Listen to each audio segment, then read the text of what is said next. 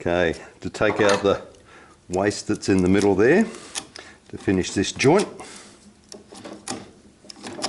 I need to come straight down that marking knife line, which I can still see there.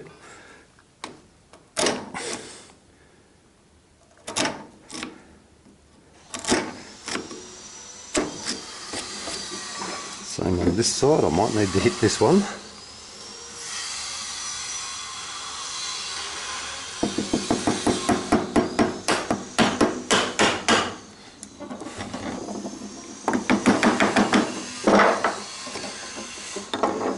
Okay, that's got the sides pretty well done. See how it goes with the test fit. Face side, it's going to go in there.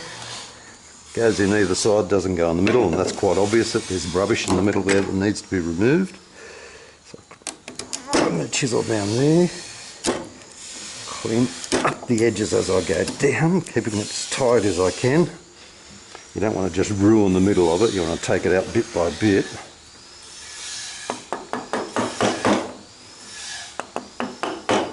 If you work neatly and systematically, you end up with a better finish.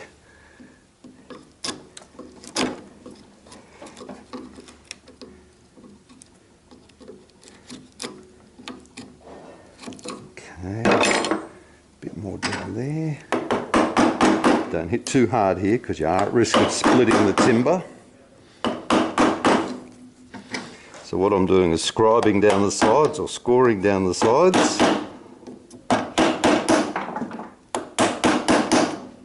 to break up that material in there. And then as I score down the side, start to break up the grain by giving it a hit here and there.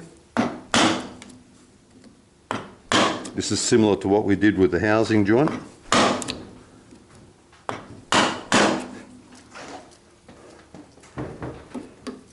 And Mr. Brown's come to interrupt my video. Are you videoing? Yes, I am. This is the new digital teacher.